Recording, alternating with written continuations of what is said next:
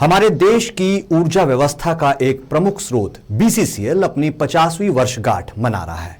इस अवसर पर सीपीआरएमएसई प्रकोष्ठ का उद्घाटन किया गया और जमीन अधिग्रहण और सीएसआर पर फोकस करने की बात कही गई। इस पर देखिए खास रिपोर्ट। हमारा देश आजादी का अमृत वर्ष मनाने जा रहा है।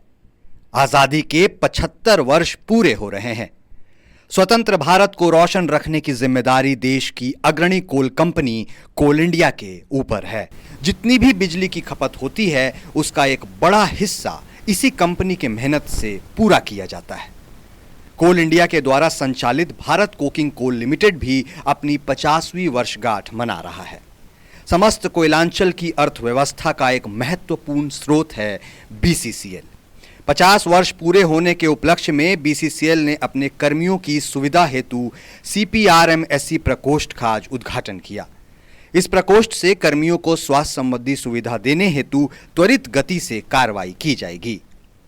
इसका यही मकसद है कि लोगों को स्वास्थ्य संबंधी सुविधा के लिए कहीं दौड़ना न पड़े और एक प्रकोष्ठ के माध्यम से उन्हें सारी सुविधाएं और लाभ मिल सके। आज एनुअल जनरल मीटिंग के दौरान कोल इंडिया और बीसीसीएल के तमाम वरिष्ठ अधिकारी मौजूद रहे। कोल इंडिया के तकनीकी निदेशक बी वीरा रेड्डी ने कहा कि कोल इंडिया का भविष्य उज्जवल है और कैसे सब मिलकर कोल के उत्पादन और गुणवत्ता को बढ़ाए ताकि उत्पादन के लक्ष्य को पूरा किया जा सके, यही उनका लक्ष्य है। परफॉर्मेंस ठीक ही है, लास्ट ईयर भी, ये साल भी अच्छा है। वो टारगेट अचीव करेगा, टीम वर्क अच्छा है, सब कुछ ठीक है। यहाँ जो उत्पादन को लेकर करके जो होता है सीएसआर की बातें होती है, ये आपके हाथों से कर कमलों से उद्घाटन भी हुआ, तो भविष्य क्या लग रहा है बीसीसीएल का? बीसीसीएल भविष्य अच्छा है।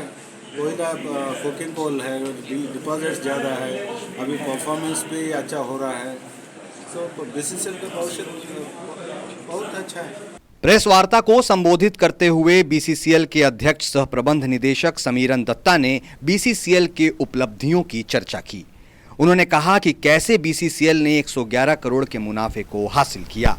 पिछले वर्ष के उत्पादन लक्ष्य में 30% के उछाल को हासिल करना और इस वर्ष 125% के उछाल को हासिल किया गया, ये उन्होंने इसकी चर्चा की। 32 मिलियन टन के अगले लक्ष्य को पूरा करने की उन्होंने ठानी है और हर वर्ष उत्पादन लक्ष्य को हासिल करना उनकी प्राथमिकता है। बीसीसीएल के कोयले की पावर सेक्टर और नॉन पावर सेक्टर के अलावा इस्पात उद्योग में काफी मांग है। पावर सेक्टर को कोल मुहैया कराने के लक्ष्य से 10% अधिक बीसीसीएल ने हासिल किया है। हम लोग 30% ऐसा ग्रोथ में जो किए हैं, हाँ 21-22, और इस साल में भी हम लोग का 25% का लगभग ये फर्स्ट क्वार्टर में अभी तक अचीवमेंट 125% मतलब ग्रोथ में है हम लोग। और हम लोग आशा करते हैं कि जो 32 मिलियन टन का टारगेट हम लोग को दिया है, तो भगवान का कृपा से आप लोग का सहयोग से वो ज़रूर मीट करेंगे, उससे काफ़ी ज़्यादा जाएंगे। जैसे हम बोले हैं कि ये बहुत ज़रूरी है कि बीसीसीएल आंकड़े ना देखे और जितना हो सके करे, क्योंकि हम लोग को कॉस्ट इतना हाई है, तो हम लोग ज़्यादा प्रोडक्शन नहीं करेंगे और छोटा कंपनी रह जाएंगे तो कभी प्रॉफिट आएगा नहीं, बढ़ती कॉस्ट को हम लोग कवर नहीं कर पाएंगे। थोड़ा भी हम लोग प्रोडक्शन अगर बढ़ा लेंगे, जैसे कि अगला साल का हम लोग का टारगेट है 40 मिलियन टन, तो उसका आसपास भी हम लोग जब चले जाएंगे तो हम लोग को कंफर्टेबल लेवल एक तो आ जाएगा। तो हम लोग को भरपूर प्रयास रहेगा कि जितना हो सके हम लोग प्रोडक्शन बढ़ाएं। और ये अच्छा बात है कि अभी कंट्री में बहुत डिमांड है, both from power sector and for non power sector, steel sector, सबसे। जमीन अधिग्रहण और सीएसआर गतिविधियों पर भी उन्होंने जोर दिया और कहा कि क्षेत्र को शिक्षा, पानी और आंगनबाड़ी सुविधाओं के लिए बीसीसीएल सदैव तत्पर है। तो ज़मीन जो है इधर थोड़ा रिकॉर्ड के लिए हम लोग को काफ़ी लिटिगेशंस आ जाता है सीएस और आरएस में, तो उसका भी हम लोग केस टू केस बेसिस पे सॉल्यूशन कर रहे हैं।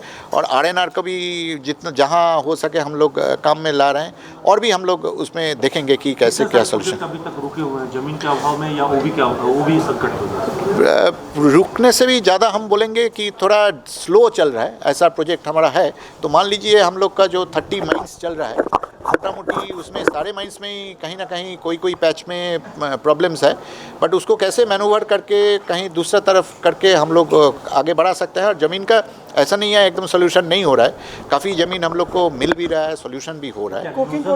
जिस तरह से कोल कंपनी हमारे पूरे देश की अर्थव्यवस्था और बिजली व्यवस्था को सुदृढ़ कर रही है, यह अपने आप में एक मिसाल है। लगातार कई तरह की चुनौतियों का सामना करते हुए भी यह कंपनी हमारे देश को जिस तरह प्रगति के पथ पर लेकर चल रही है, वह वाकई काबिले तारीफ और सराहना योग्य है। कोयलांचल लाइव के लिए धनबाद से दीपक की रिपोर्ट।